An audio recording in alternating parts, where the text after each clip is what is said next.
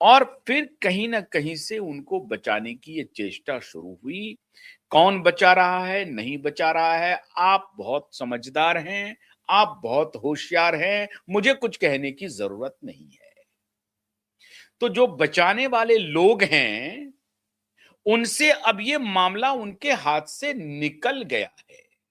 हमने इस मामले को उनके हाथ से निकाल दिया है और अदालत एक प्रकार से इस मुद्दे पर कोई अब दूसरा रुख भी नहीं ले सकती है। कल का जो मास्टर स्ट्रोक है, जो बातचीत है साइबर एक्सपर्ट अमित दुबे का, जो 16 पॉइंट हम कल डिस्कस नहीं कर सके थे डिटेल में, बहुत सारी बातें हो रही थी। आज वो 16 के 16 बिंदु उनके द्वारा जो उन्होंने इस इन्वेस्टिगेशन के लिए मुफीद बताया था, जरूरी बताया था, उसको मैं आपको दिखा रहा हूं। और जो पुलिस ऑफिसर हैं, जो सीबीआई के ईमानदार ऑफिसर हैं, उनके तरफ से जो मुझे संदेश आए हैं, उस संदेश में साफ उन्होंने कहा है कि देश के लोगों को चिंता करने की कोई जरूरत नहीं है। जांच एजेंसी अपने कर्तव्य का निर्वहन करेगी, चाहे वो मुंबई पुलिस हो, चाहे वो सीबीआई हो। कुछ भ्रष्ट अधिकारियों की वजह से पूरा पुलिस महकमा बदनाम नहीं हो सकता है, पूरा सीबीआई बदनाम नहीं हो सकता है। यह बात भी सच है कि सीबीआई में ईमानदार ऑफिसरों की कमी नहीं है। यह बात भी सच है कि सीबीआई एक पैरट के रूप में काम करती है। पिछली सरकारों ने एक पैरट के रूप में काम करवाया था। हो सकता है कि यह सरकार भी ऐसा करने की चेष्टा कर रही हो, मैं इससे इनकार नहीं कर सकता हूं, लेकिन भरोसा रखिए अपने होम मिनिस्टर पर भी, और भरोसा रखिए थोड़ा अपने महाराष्ट्र के मुख्यमंत्री पर भी। कुछ राजनीति की ऐसी मजबूरियां होती हैं जिस वजह से कुछ कदम आपको लेता हुआ दिखाई नहीं पड़ता है। हो सकता है कि पर्दे के पीछे कुछ खेल और चल रहा हो और आरोपी को कानों कान इसकी खबर नहीं हो। तो 31 दिसंबर 2025 को आपके लिए शुभ संकेत लेकर के आया हूं और उसी 16 पॉइंटर्स को आपको सामने रख रहा हूं, जिसे आपको समझना निहायत नितांत जरूरी है, जिस पर कि मुंबई से ईमानदार पुलिस ऑफिसरों, सीबीआई के अधिकारियों, उनके संदेशे हम तक पहुंच गए। और ये संदेशे पहुंचने में सदानंद वसंत दाते की बड़ी भूमिका है। यह भूमिका सिर्फ यह है कि 1 जनवरी को सदानंद वसंत दाते कार्यभार संभाल रहे हैं। तो टॉप टू बॉटम संदेश साफ है कि कोई हिला हवाली नहीं, कोई आलतू फालतू का काम नहीं। अब आप सोचिए, आरोग्य सेतु का तो नाम सुना होगा ना आपने। 2020 में कोविड था। कौन सा चीज कैसे आपको मदद पहुंचा जाए, नोबडी नोज। आरोग्य सेतु का इस 16 बिंदु में अद्भुत जिक्र किया है हमारे साइबर एक्सपर्ट भाई अमित दुबे ने। खोल के रख दिया है पूरे केस को। लेकिन आरोग्य सेतु पर जाने के पहले one by one Aarogya Setu का सुशांत और दिशा के केस में क्या कमाल होने वाला है, क्या कमाल होने वाला है। और इस तरफ हमारे ईमानदार पुलिस ऑफिसर, ईमानदार जांच एजेंसी के अधिकारी, उन्होंने भी इशारा किया है कि ये फैक्ट्स तो ऐसा है कि चिथड़े उड़ा देगा, आरोपियों के चिथड़े।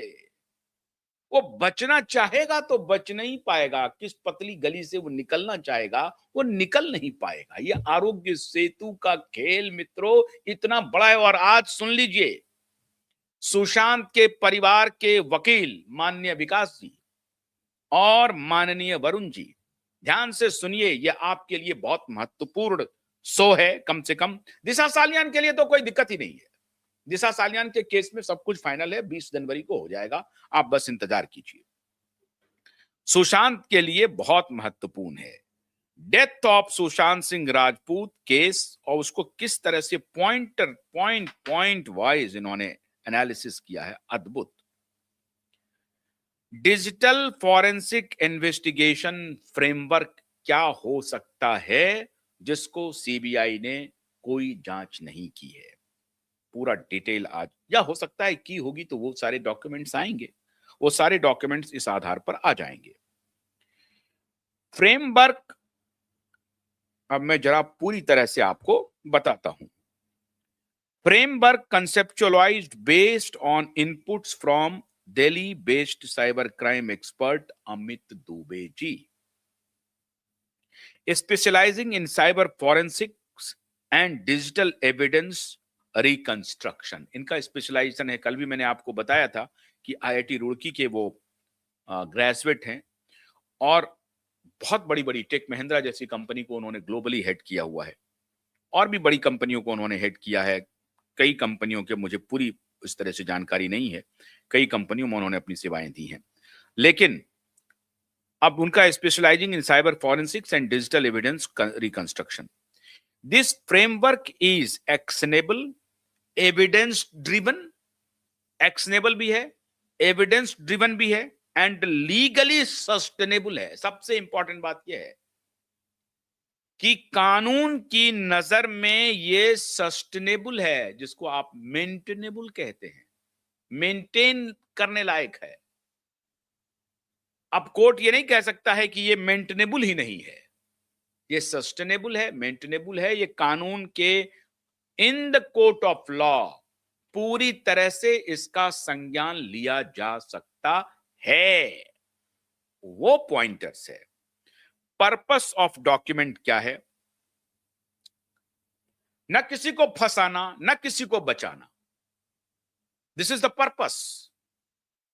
इसीलिए मेरा कहने का मतलब है कि हम वैसे उसके तरह नहीं कि ये कैंपेन चल रहा है, कैंपेन चल रहा है for the sake of the justice, for the sake of the common man. कोई एजेंडा नहीं है। कुछ एजेंडा धारक जो एजेंडा कहीं से गलती हो जाती है, मैं उनको भी एक्सपोज करूंगा। अभी मैं आऊंगा कुलदीप सेंगर वाले मुद्दे पर, अभी कल परसों में मैं डिटेल तैयार कर रहा हूं, फैक्ट्स के साथ आऊंगा। इसीलिए क्यूबाइब नेटवर्क हमेशा न्याय के साथ खड़ा रहता है, कोई एजेंडा नहीं चलाता। हमारी कोई जाति दुश्मनी नहीं है आदित्य ठाकरे और उद्धव ठाकरे से, कोई जाति दुश्मनी नहीं है। We never met even. मेरी पत्रकारिता के कैरियर में हमने कभी मुलाकात नहीं की, मेरी कोई जाति दुश्मनी नहीं है, कोई जाति दुश्मनी नहीं है। सिर्फ यह है कि वो सरकार में थे, इन्वेस्टिगेशन नहीं हुआ। क्यों नहीं हुआ? इन्वेस्टिगेशन होना चाहिए। तो purpose of the document to outline digital forensic investigative directions capable of objectively determining whether the death was suicidal, homicidal, or abated. Number 2, presence or absence of external interference. Number 3, accuracy of